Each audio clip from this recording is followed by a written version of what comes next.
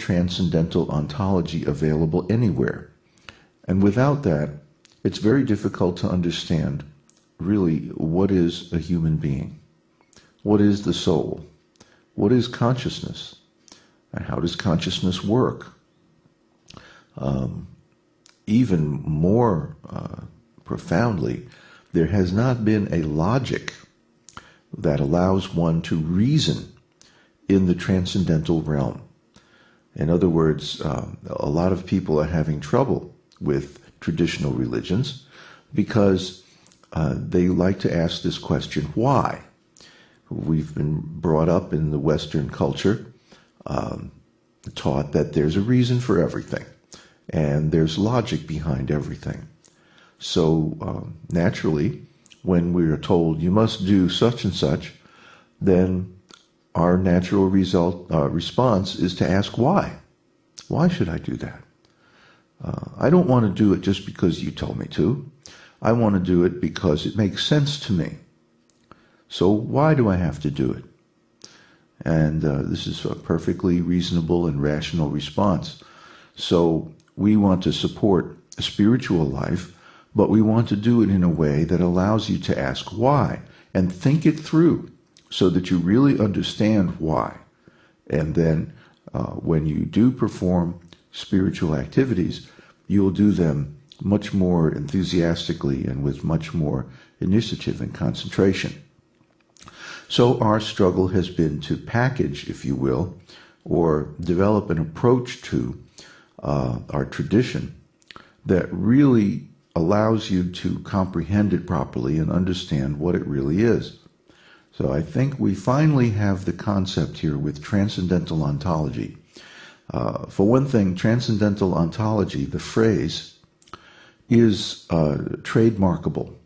It's never been used before, as far as I can tell. It's not. You don't find it on the web. You don't find it with the search engines. You don't find it as a trademark in the trademark list. Esoteric teaching would be a very difficult phrase to trademark because esoteric teaching has prior use going back actually a couple hundred years. But no one, to my knowledge, has used the phrase Transcendental Ontology, yet that perfectly describes, I mean, it really just nails exactly what the esoteric teaching really is. And we've been trying to get down to this point for a long time. So I'm pleased to tell you we're going to be developing a whole new approach around this phrase, a whole new packaging, a whole new website, a very dynamic website based on the cutting-edge Web 2.0 technology that is going to help people understand these concepts so they can apply them in their life. And that's really the bottom line here. We're not trying to build a cult. We're not trying to start a new religion. The esoteric teaching isn't new. Transcendental ontology isn't new. It's thousands or even millions of years old if you accept our internal history. So what are we doing? We're not trying to profit for ourselves. We're already satisfied.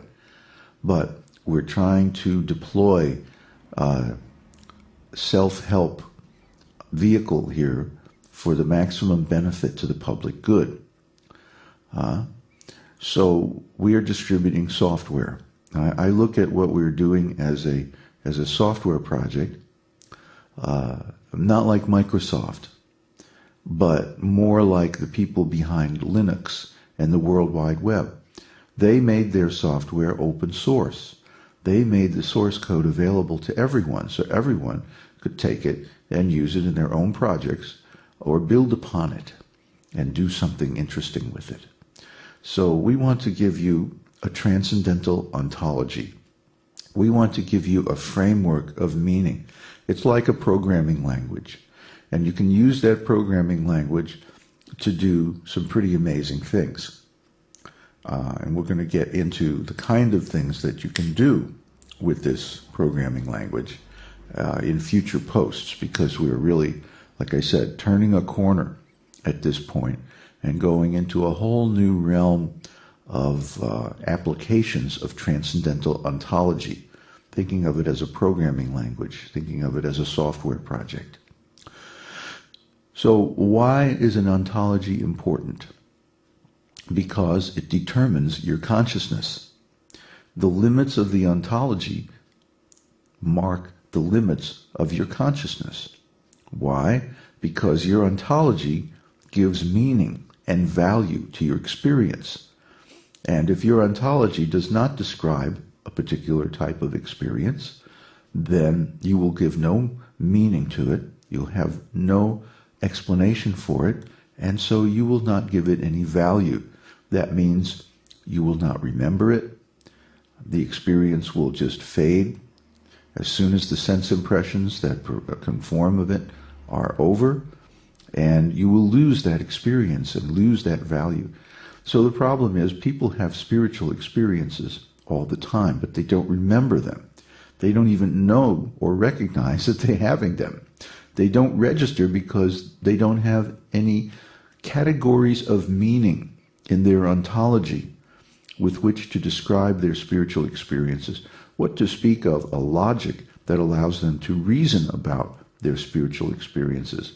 So gradually we're introducing terminology, logic, and relationships that describe spiritual experiences, spiritual things. And this will help you a great deal in your life because you are a spiritual living being. And so without a spiritual ontology, a transcendental ontology, you cannot really understand yourself. You cannot really understand your experience. So therefore, we want to make this ontology available to the whole world. This meta-knowledge. What do I mean meta-knowledge? Well, ordinary knowledge is about things and experiences, but meta-knowledge is knowledge about knowledge. Ontology is the meaning of meaning. Okay, ordinary language supplies meaning, but ontological language gives the meaning of that meaning. In other words, it allows us to manipulate meaning in certain ways. And again, without a transcendental ontology, you will not be able to manipulate the meaning of your spiritual experience. In other words, you won't be able to think about it. So we have to create a language, a logic, and an ontology optimized for spiritual applications. That way we can create spiritual applications, new applications of spiritual reasoning, just like a software programming language allows us to create new applications for computers, networks, and so on. This is our natural realm of activity. And just like many people have taken to software program like a fish to water, I'm sure that many people will take to spiritual programming, if you will, once the materials are released.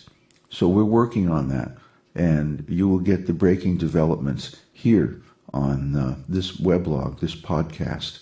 And you can use them because they're open source. We don't charge for them. We don't try to make a profit off of them, because our real aim is to help you recover your perfect body.